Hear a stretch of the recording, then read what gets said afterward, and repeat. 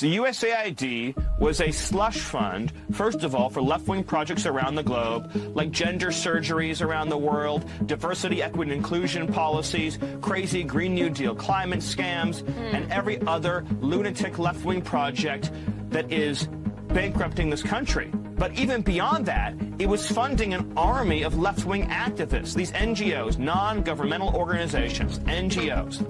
They get billions and billions of dollars, and they use that money to then infiltrate corporate America, to then infiltrate the public sector, to then resettle, for example, at taxpayer expense, millions of illegal aliens into this country, to drive racist equity policies, to drive radical left gender policies. And so what we've learned is that the left's, this mammoth left-wing power structure, plus left-wing media, wasn't organic.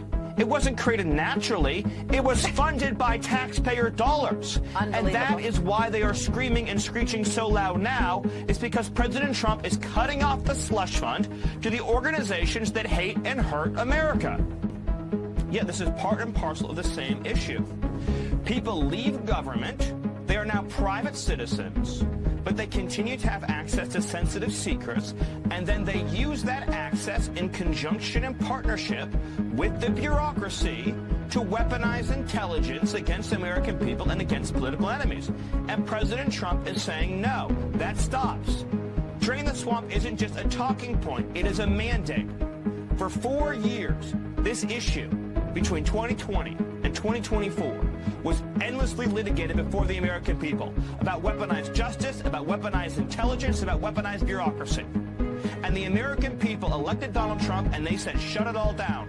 Shut down the weaponization, shut down the abuse of our intelligence system, shut down this entire system that crushes our rights and freedoms at the expense of a privileged few. And that is what he is doing. He is following through on the mandate that the American people gave him to say that our intelligence system and our law enforcement system are not going to be partisan weapons and partisan tools anymore. They're going to be used to keep America safe, to keep terrorists and illegal aliens from hurting our citizens, and they're going to be used to protect the American Republic. And that's what's happening, Maria. Okay, what's going on, everybody? We are here. We are live. Thank you all for joining me today.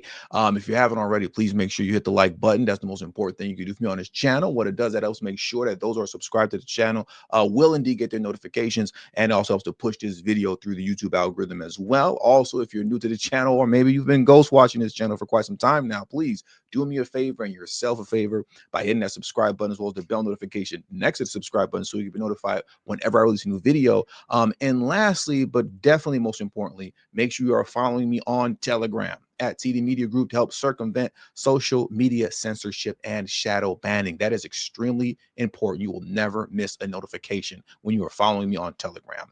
So with the introduction out the way, let's get the show started. Let's get things rolling and moving, right? I want to start here. Right? I want to start right here. Look at this tweet. Look at what I want to show you right now. This reads, since 2003, the federal government has wasted $2.7 trillion in taxpayer funds by sending out millions of improper and fraudulent payments. Mind you, what I just read to you right now, that $2.7 trillion of waste, that didn't come from the findings of DOGE. That's just what has been put together from just loosely stringing together a bunch of news clips that just so happen to come across wasteful spending throughout the course of the years, or I should say decades now at this point. We know this number just based off of us loosely paying attention and just putting some clips together. Think of how much wasteful spending will come to light now that there's a thorough audit happening. And now that there's a thorough audit happening, you didn't have to ask yourself, what is it that the Democrats are so afraid of? Because a lot of people talk that two sides of the same coin argument. And I understand that argument. I understand that standpoint. No, left and right are two sides of the same coin. Got you. But as it pertains to this audit of wasteful spending within the government. It's only one side of the coin that seems to be extremely upset about this, going crazy and losing their mind about this. And it's the Democrats. And you have to ask yourself once again, what are they hiding? What are they so afraid of? What are they so concerned with? Let me play this video for you real quick concerning this $2.7 trillion in wasteful spending, right? That they've discovered since 2003. Let's get into this real quick. Wasted. Nearly $3 trillion in taxpayer money Nearly since $170 billion in improper payments last year. $247 billion. Billions blown on improper payments. Made to people that should not have received them. Overpayment, payments to the wrong recipient. Dead people received more than $530 million last year in pension payments. Medicare paying $47 billion. Hundreds of billions of dollars. Medicaid improperly issuing $81 billion. $644 million was fraud. and $764 billion under 3 years of the Biden administration. These improper payments have piled up to a total of $2.8 trillion. $20 billion per month, or enough to pay for 5 years of U.S. foreign aid to all countries. For every man, woman, and child across the country, it was $850. Now, who is receiving these payments? Well, in some instances, dead people.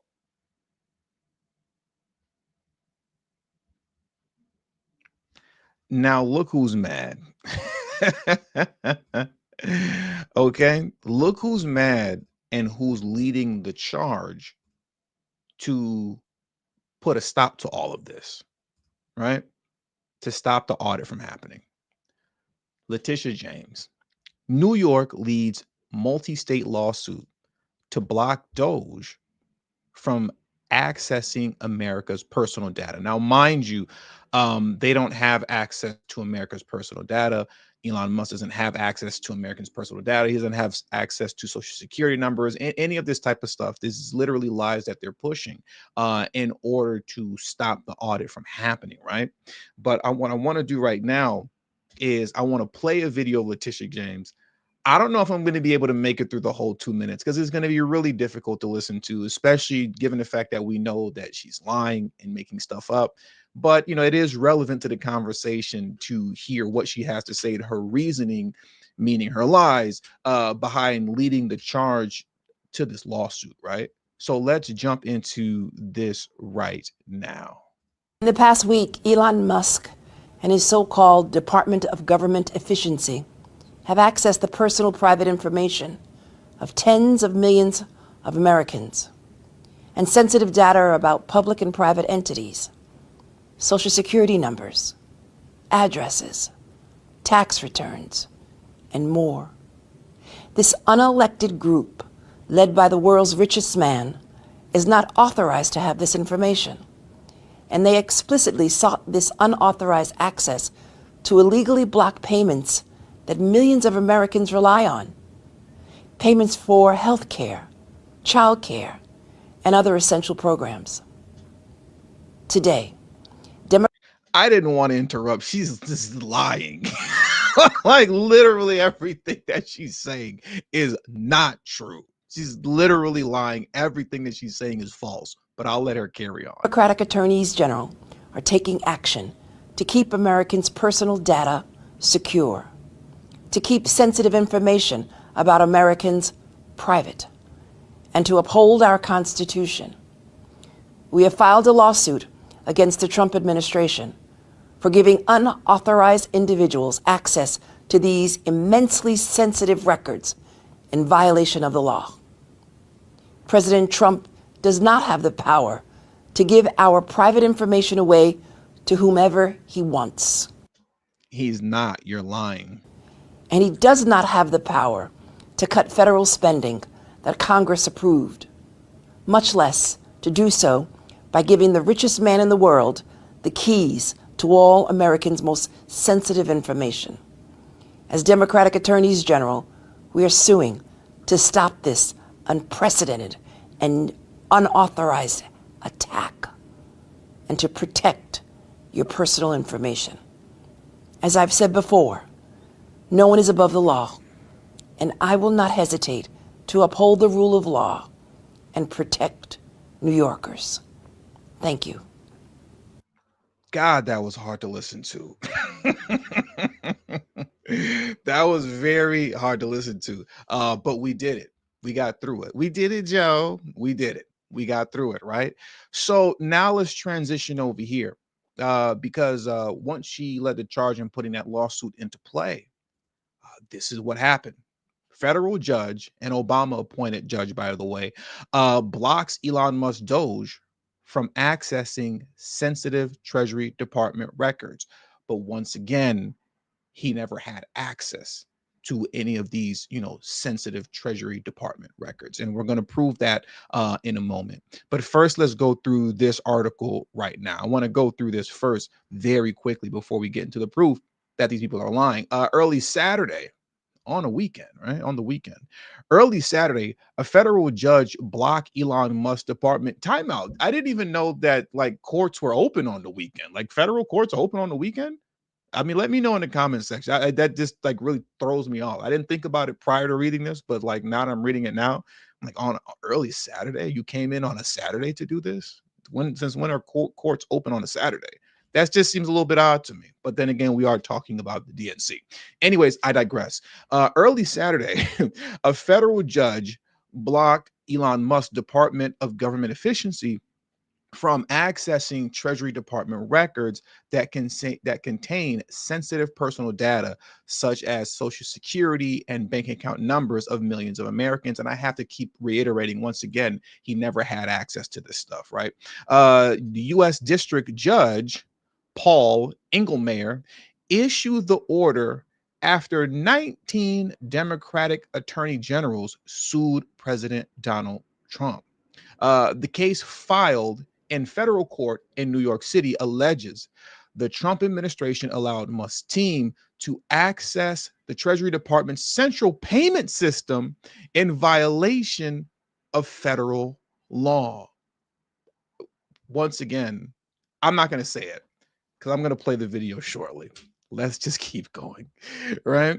The article continues to read, New York Attorney General Letitia James, whose office filed the lawsuit, said DOGE's access to the Treasury Department's data raises security problems and the possibility for an illegal freeze in federal funds. And I quote, this unelected group led by the world's richest man is not authorized to have this information. And they explicitly sought this unauthorized access to illegally block payments that millions of Americans rely on, payments for healthcare, childcare, and other essential programs, James said in a video message released by her office, the video message that we just watched, right?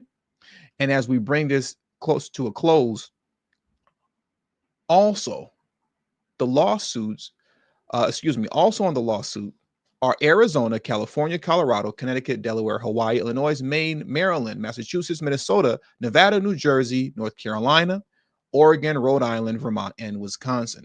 The suit alleges that DOGE access to Treasury records could interfere with funding already appointed by Congress, which would exceed the Treasury Department's statutory authority. It also accuses Treasury Secretary Scott Bessent of changing the department's longstanding policy for protecting sensitive, personally identified information and federal information to allow Musk's DOGE team to access its payment systems. Now, speaking of Scott Bessent, that's who I want to speak on next. For many of you, this is a review because I played this video already. But what the Treasury Secretary is going to explain right now is that literally everything that's being stated here is a lie. Elon Musk doesn't have access to anything. The people that are on the DOGE team, as people like to say, are already working for the U.S. Treasury. And it's only two people that are only reading, is called a read only. They don't have access to anybody's security number. They don't have access to anybody's bank account. They can't change anything within the Treasury Department and how it's ran. It's literally two men that already work for the Treasury Department just going over the books as it pertains to what the Treasury Department is spending its money on. Literally, that's it. just a basic audit. You have to ask yourself, and the question still stands, what are these Democrats afraid of? Let's get into what Scott Besson has to say. And it would go to the Federal Reserve, and just like any... Let me start from the beginning. My apologies. I'm here with U.S. Treasury Secretary Scott Besson in Washington. Mr. Secretary, thank you for joining me. So good to see you. Mr. Secretary, we are inside the cash room at the Treasury Department. It is almost impossible to overstate how important the work that is done in this building is to the U.S. financial system. Yet right now, there is widespread concern about the DOGE team's access to sensitive payment systems. Are you worried at all that that access and that tinkering of the payment systems could affect the Treasuries market or cause any disruption? Good. Well, Saleha, thank you for asking me about that, because there's a lot of misinformation out there. First of all, when you say the DOGE team, these are Treasury employees. It is 2 Treasury employees, one of whom I personally interviewed in his final round. There is no tinkering with the system. They are on read-only. They are looking. They can make no changes. It is an operational program to suggest improvement. So we make 1.3 billion payments a year. And this is 2 employees who are working with a group of long-standing employees. The letter that the Treasury Department sent earlier this week talked about how the team currently does not have access to change the system. Have they at any point this year had the ability to make changes? Absolutely not. This is no different than you would have at a private company. And by the way, the ability to change the system sits over at the Federal Reserve. So it doesn't even lie in this building. So they could make suggestions on how to change the system, but we don't even run the system. And if they ask for, if they request the ability to change the system, would you grant that? No, again, they have no ability to change the system. I have no ability to grant that change. That they can make suggestions, then it would go to the Federal Reserve, and just like any large ERP system, there would be tests, there would be this, there would be that, and then the Fed will determine whether these changes are robust or not. So literally only the Federal Reserve can make changes to the Treasury. Nothing can be stopped. Nothing can be blocked. Trump can't do anything with an executive order. Elon Musk himself doesn't have access to any personal data at all. As the Treasury Secretary said, it's literally 2 employees who already work for the department that are on read-only, just making suggestions based off of what they read concerning what the Treasury Department is spending its money on, not what you're spending your money on. So as you can see, the lawsuit, and on top of that, Obama's crooked federal judge blocking the DOGE team from being able to access this information, it's all based on a lie. It's all fraudulent. Once again, what is people hiding? What are they so afraid of?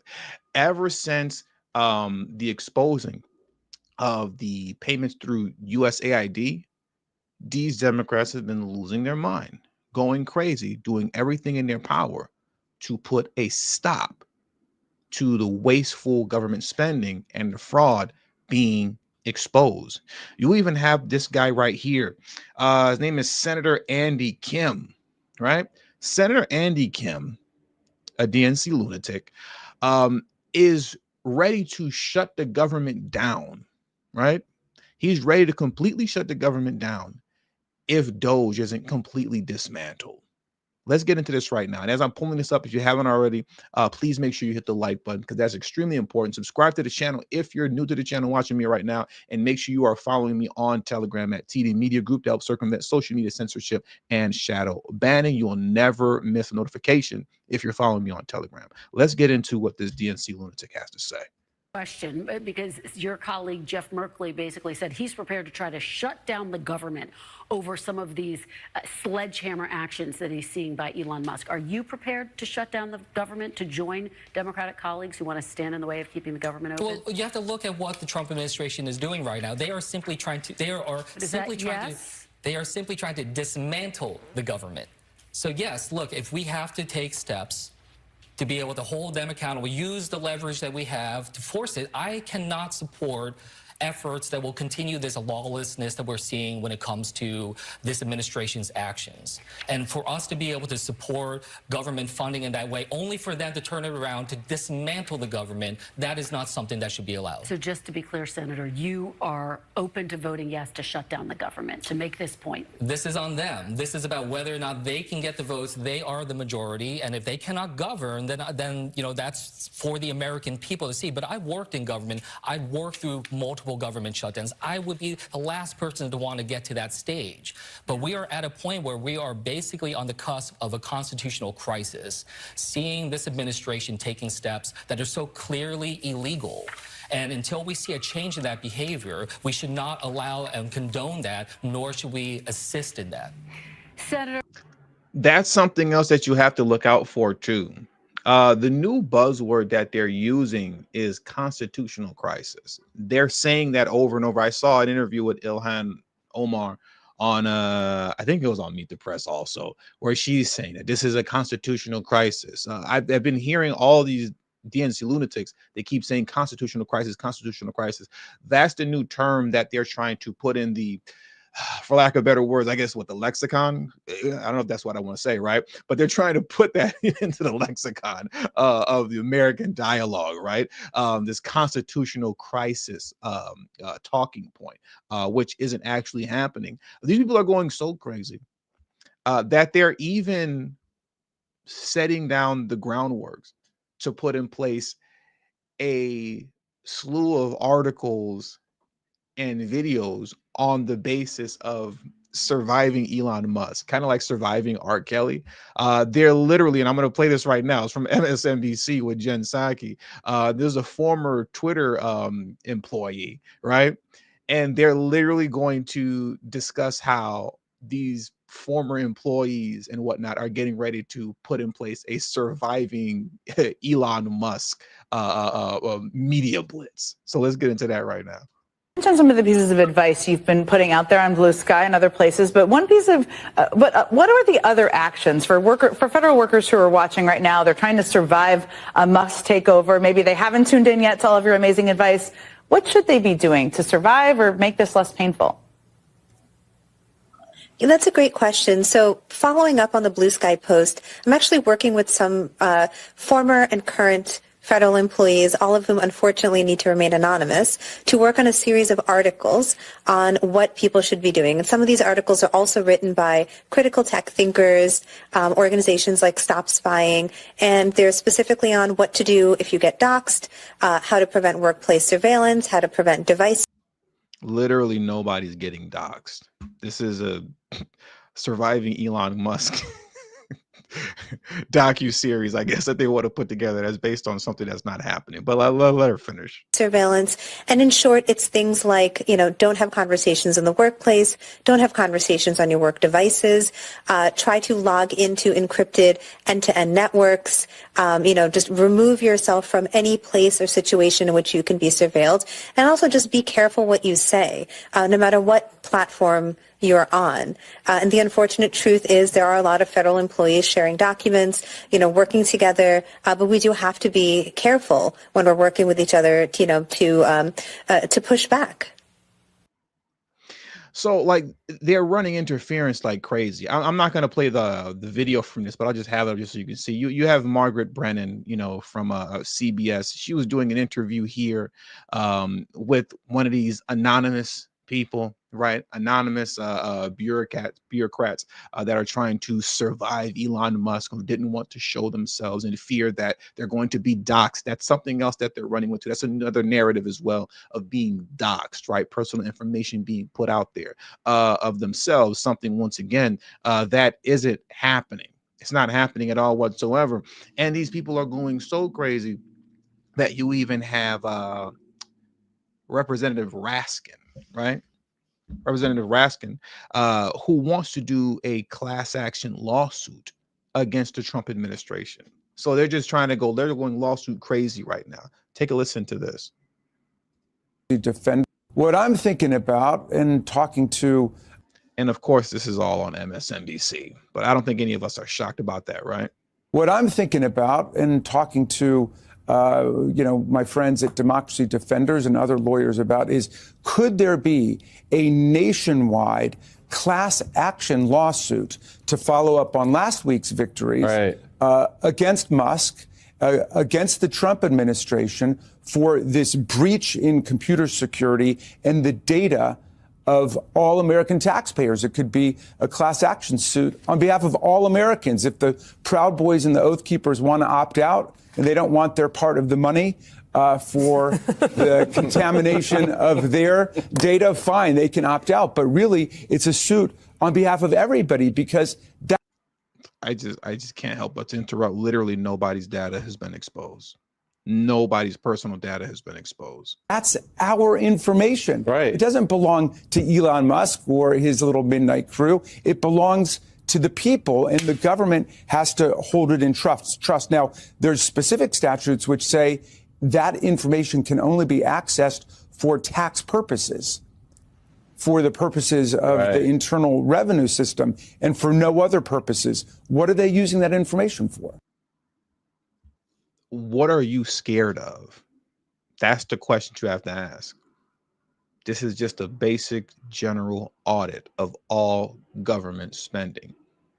Not of your spending, not of U.S. citizens spending, like Joe Biden was trying to do. Wasn't it Biden, if I'm not mistaken, during his 4 years in office, that he hired literally like hundreds of IRS agents to audit American citizens?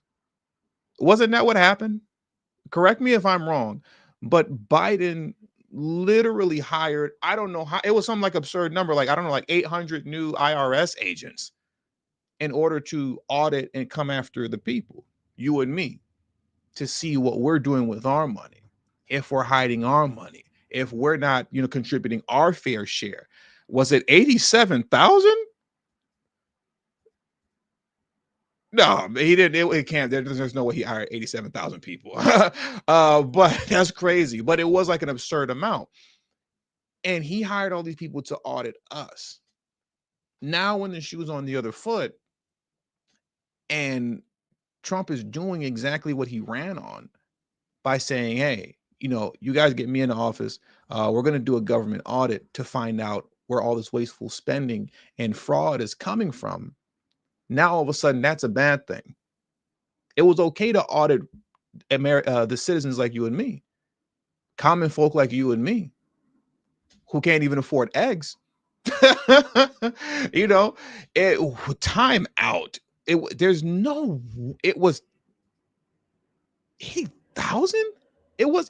way. The plan was to hire 87. See, I have to look it up now. See, here's what I want to do. I didn't really want to play this video, but I'm going to play it right now just while I look that up. I have to know for a fact now what that number was. So let me play this Margaret Brennan video really quickly while I look this up. Conversation, do you think you need to remain anonymous? It has been a very hard week. Personally, professionally, as I said, I live in Washington, D.C. Many of my colleagues work in this field. Starting from January 21st, so the first day of the new administration, things started to go sideways very quickly. The atmosphere of fear that was in the USAID building, which we're no longer in, the atmosphere of fear in terms of not knowing who was in the building, not knowing what their motivations were, not knowing if our emails or channels were safe, not knowing how to interpret these executive orders, right, around DEIA or administration priorities. All of that created an atmosphere of massive insecurity. And so people have, I think, lost the ability to know what's true from what's not at this point. Everyone is really scared. And so, I have a daughter, I have a family. I can't listen to this victim talk anymore. Okay, so you guys weren't lying. You weren't lying. 87,000 weren't hired, but it was in that range to have that many people hired in between now and I guess it was 2031 that I was seeing passively as I was going through rather quickly. So yeah, you guys weren't lying. You know, he was literally looking at hiring thousands upon thousands, up to 87,000 tax IRS agents to audit you and me, But now when it's time to audit the U.S. government, no, we're not supposed to do that. We can't do that at all. And what's so interesting about this as we round everything out is that, as I always say, and as I've been saying, I guess you can say for years now, right? The people that Democrats love to warn us about, they love to be claiming that they're fighting for democracy and Trump is a dictator and they're fighting tyranny, but they're literally the ones, as always, standing in the way of democracy. Everything that we see happening now is literally what Trump ran on. He won overwhelmingly, and now that he's doing what he said he was going to do, who's standing in the way of the will of the people? This isn't the will of Trump. Trump said this. He said that this is what he was going to do, but the fact that the people overwhelmingly voted for him shows that this was the will of the people. This is what we wanted. And now Democrats are standing in the way of democracy. Let's play this in closing of Trump addressing all of this going on right now with Elon Musk. I just noticed, I looked on the stage for the recent inauguration, and I'm looking, it's like a who's who of Washington. Well, if you look on the stage for the first one, it was just the opposite. So some of your plays have raised some questions and had some pushbacks. 19 states attorneys general filed a lawsuit, and early Saturday, a judge agreed with them to restrict Elon Musk and his government efficiency team, DOGE, from accessing Treasury Department payment and data systems. They said there was a risk of irreparable harm. What do you make of that? And does that slow you down on what you want to do? No, I disagree with it 100%. I think it's crazy. And we have to solve the efficiency problem. We have to solve the fraud, waste, abuse, all the things that have gone in the government. You take a look at the USAID, the kind of fraud in there, and you where found the money's significant going. things. Well, we're talking about hundreds of millions of dollars of money that's going to places where it shouldn't be going, where if I read a list, you'd say this is ridiculous, and you've read the same lists, and there are many that you haven't even seen. It's crazy. It's a big scam. Now, there's some good money, and we can do that through any one of a number. I think I'd rather give it to Marco Rubio over at the State Department. Let him take care of the few good ones. So I don't know if it's kickbacks or what's going on, but the people, look, I ran on this, and the people want me to find it.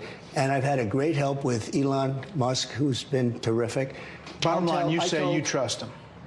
Trust Elon? Oh, he's not gaining anything. In fact, I wonder how he can devote the time to it. He's so into it.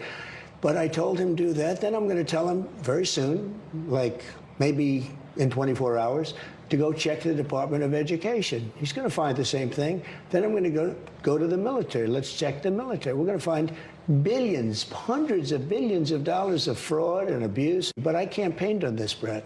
You announced tariffs on Canada. Like he said, I campaigned on this, and look who's getting in the way of it. The people that claim to be fighting for democracy. And also, too, you know, as the video is playing, I saw, you know, Linda Valentine's comment here. I said, wait a minute. Biden did try to get our Cash App money, didn't he? And I just, you know, looked it up very quickly.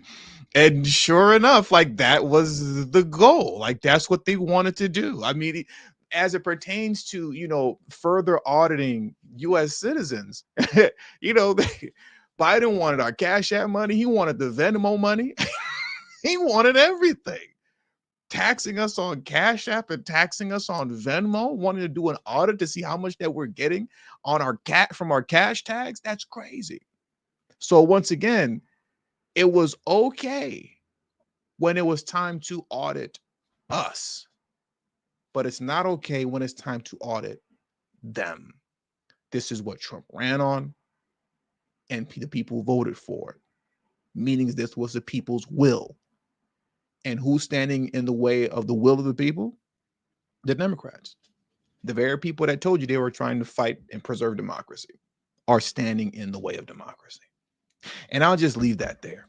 So with all that being said, that does it for today's show. So I want to thank you all for joining me today, man. Please hit the like button on your way out. Subscribe to the channel if you're new to the channel. Share this video out on your social media platforms. And also don't forget to follow me on Telegram. Telegram. You will never miss a notification when you're following me on Telegram. You don't have to worry about the social media foolishness, YouTube foolishness. Oh, they unsubscribe me. If you're following me on Telegram, the link is in the description box below, and it'll be pinned in the comment section once the stream is over. You'll never miss another notification. Okay. So now let's get into the support that you all have shown me today, because I don't exist without you guys' support. So thank you very much. Shout out to my man Saul, who keeps the lights on, keeps my family fed, keeps gas in my tank. My man Saul said props to the U.S. Border Patrol and their ads last night. I know, right? That was dope. That was dope stuff, man. Shout out to my man John Gullery. He said, "What's good, TD? This is from my crypto gains." Crypto gains going crazy, man. You know, ever since Trump got in, you know, everybody's crypto wallet, if you are in crypto wallet, poop, at least double. Shout out to you, John Gullery, man. I appreciate you, man. Thank you. And shout out to Untried Genius for 36 months of service. He said, "I see them production values going up, putting Saul's donations to good use." Out there, Saul's funding the whole organization. He keeps my family fed and everything, you know. Got the new graphics on here, you know, all because it's Saul, all because it's Saul. And DSB. I didn't forget about you, DSB. Thank you, DSB. I appreciate you. Anyways, man, that does it. I got to head on out of here. But you guys take care. Have a great afternoon. Like button on your way out. Subscribe to the channel if you're new to me right now. And once again, follow me on Telegram, please. That is extremely important. Telegram. Peace and have a great afternoon.